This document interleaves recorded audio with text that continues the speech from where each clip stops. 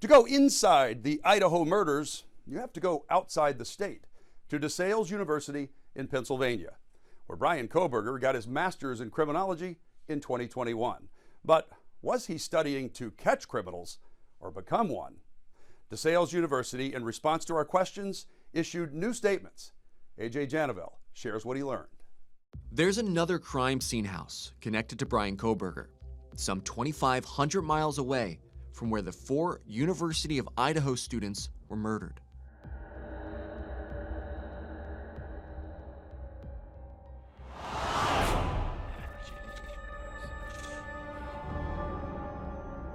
DeSales University showcases the crime scene house on Taylor Drive and its hands-on training for students considering a criminal justice degree. The faculty includes leading experts in the field, and there are internships created specifically for DeSales students at the regional forensic lab, area police departments, and the local coroner's office. So, when you hear Coberger studied under Dr. Catherine Ramsland at DeSales, who is considered one of the nation's leading authorities on serial killers, and that part of his coursework included a survey asking criminals how they planned their crimes and how it felt to commit them, it might give you a real Dexter moment. Showtime's fictional crime scene expert who doesn't just solve murders, he commits them too. With Coberger, it's easy to start asking yourself, did this person really want to be a member of law enforcement?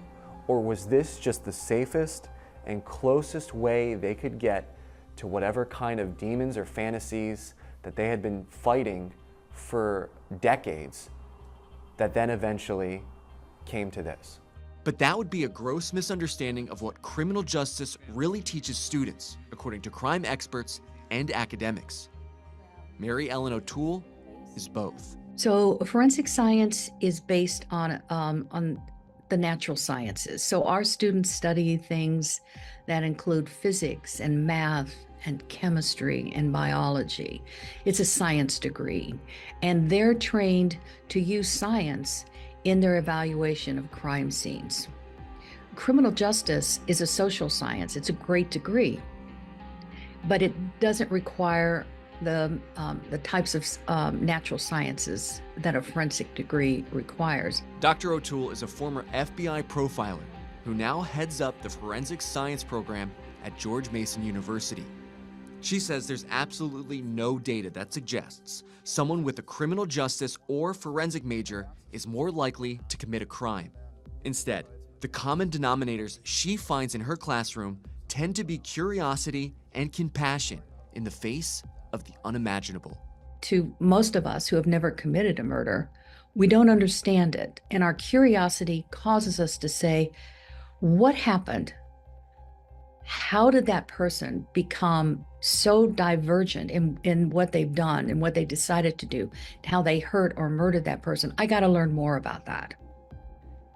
And so to me, when I talk to my own students and my own experience growing up, my students tell me the same thing. They grew up wanting to know the whys and the hows. So what did Coberger learn? We asked DeSales if he would have gotten hands-on training like the kind seen in the crime scene house video. In a statement, the school says no. Coberger was learning remotely. The Masters of Criminal Justice online graduate program is virtual. On-campus labs or environments are not part of the coursework. The crime scene house isn't a part of the Masters of Criminal Justice program. What about him surveying criminals on Reddit with prompts like, why did you choose that victim before making your move? How did you approach the victim? The school says this kind of behavioral study was standard, and Coberger wasn't working alone. All students enrolled in the Masters of Criminal Justice program are required to complete a capstone research project that is supervised by faculty. And 2 of Coberger's professors are listed as co-researchers on the survey.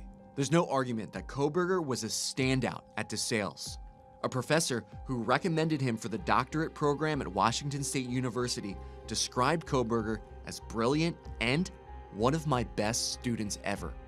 But O'Toole says studying criminology doesn't mean you'll be a better criminal than, say, someone who reads up on a murder case in the papers or listens to true crime podcasts. The learning process is not unusual.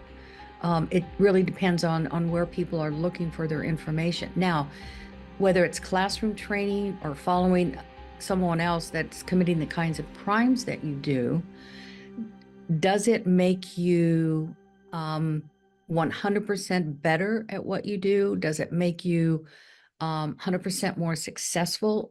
Can you still make mistakes? You can absolutely still make mistakes because there's a lot of emotion that goes into committing a crime. And when you lose control in a crime scene, then you're more likely to make mistakes and leave evidence.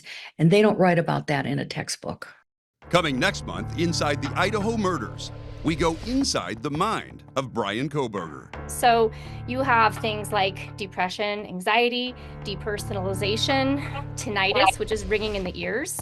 And those also come with visual snow. From visual snow to new claims of autism. Can Coberger's state of mind impact the case?